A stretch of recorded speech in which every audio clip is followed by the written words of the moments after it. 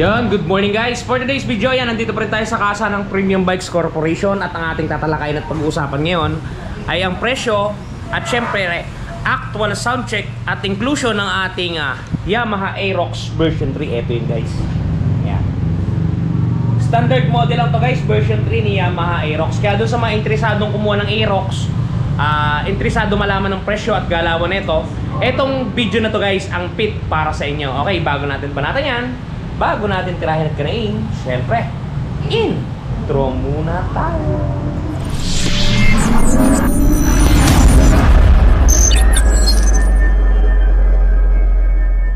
Okay guys, without further ado, ito, pag-usapan natin, ipapakita ko muna sa inyo ng malapitan ng ating Aerox. Ito guys, yung version 3 na standard ng ating Aerox, yan, diba? Napakaganda niyan. O, diba? Kung makapansin ninyo, dito sa unahang parte niya muna tayo mag-usap. Kakaiba na yung kanyang dibdib dito guys, medyo maumbok na. At meron siyang medyo parang carbon load dito.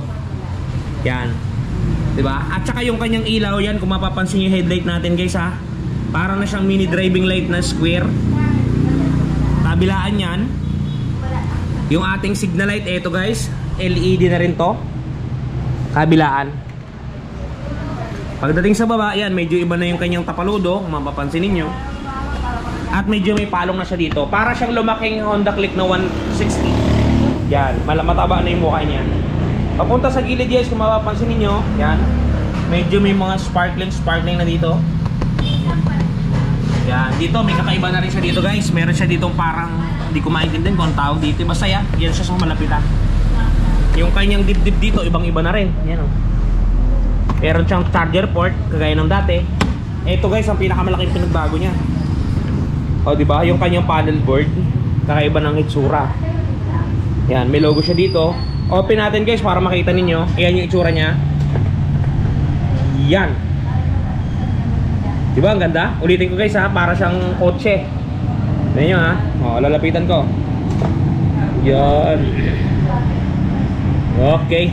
Napakaganda guys, napakalaki ng speed meter natin. Ito yung RPM natin, orasan, odometer, gasoline gauge. Meron tayo ditong mga nakailaw ng mga enek-enek, pero mawawala yan once na inactivate to. Sa switch nya, meron tayong busina, signal light.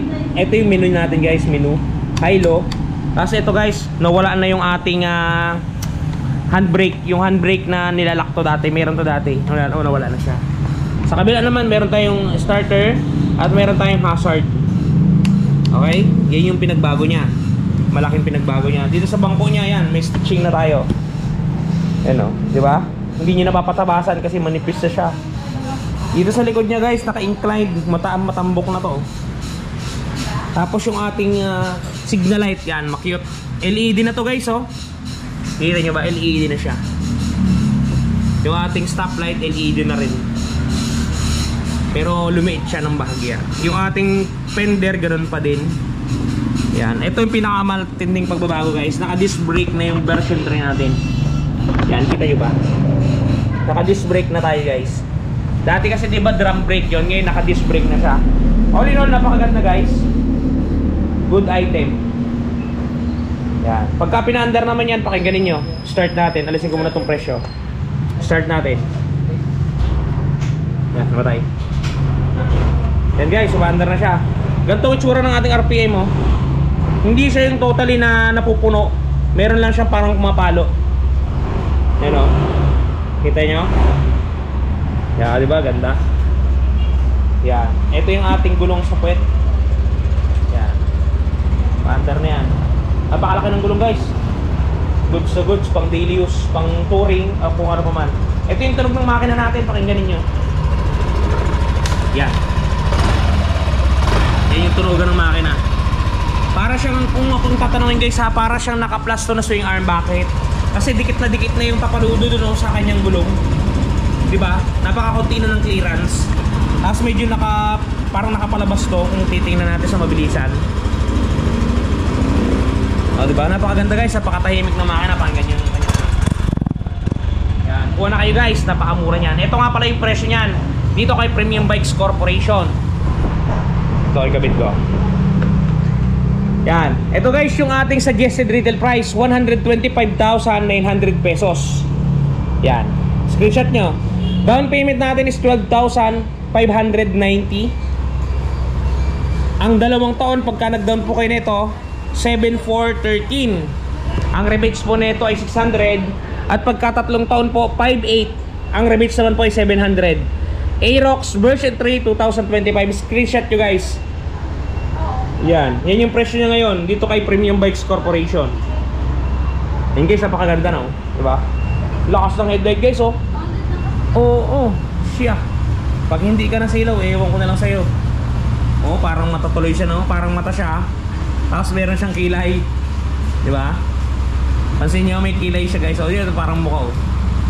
Parang siyang transformer. Yung signal light niya guys, pakita ko sa inyo. Yan, oh, ang lakas. Parang kotse. I-hazard natin. Yan na.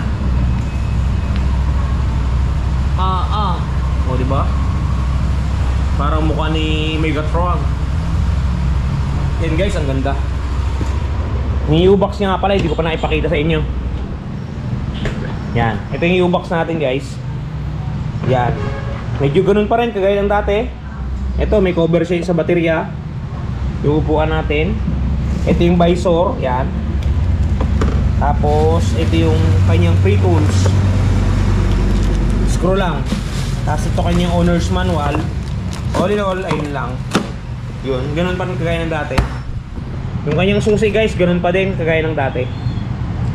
Yan, doon sa mga interesado kumuha niyan guys, available na po yan sa kasa ng Premium Bikes Corporation, nationwide, buong Pilipinas po. Yan, available na po siya. Marami pong available na kulay ito. Ito pa lang po yung na-deliver sa atin, kulay itim. Kulay black siya. Yan. Ganda guys, oh. Yan. Doon guys, sa mga interesadong mag-apply at kumuha ng unit, ang kailangan nyo lang po ay one valid ID at saka proof of income. Yun lamang pong dalawa na yun.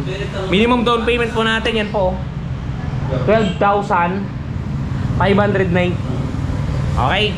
So mga interesado guys, doon nga pala sa mga namang problema ng mga gasgas, na mga scratches ng unit nila, isisingit ko lang. Meron tayong touch paint ni Wash Body. Panoodin nyo guys, ito yung produkto, napaka-effective nito, quality. At ito na guys, ang touch paint ni Wash Body. Di ba napakaganda? Ganto ang packaging yan pagka mabibili ninyo. Ito yung polishing cream, ito yung surface cleaner, ito yung mismong touch paint. At may kasamang pre-yan na pen brush at meron niyang instruction kung paano gagamitin. Ito guys, kung makikita ninyo, ganito siya i-apply. Una, pahidan ninyo ng polishing cream para makinis ninyo yung lugar o lokasyon. Sprays ng surface cleaner. At syempre, i-apply natin ang ating touch paint. Yan. Isulat nyo lang ng pen niya at talaga namang matatakpan ang mga gasgas ng inyong unit. Bili na kayo guys, touch paint ni Wash Body. Yan guys, yung touch paint ni Wash Body. Napaka-quality niyan at talaga namang goods sa goods. Kung hindi mo pa na itatry, i-try mo na guys ang touch paint ni Wash Body. Okay guys, doon sa mga tropa natin dyan, shoutout sa inyo lahat. Ingat kayo palagi at palagi po kayo magpapakasaya sa Ron TV. Sana nakatulong po ang video natin ngayon doon sa mga gumugusto ng Aerox B3. Okay guys, bye. Hanggang dito lang. Shoot!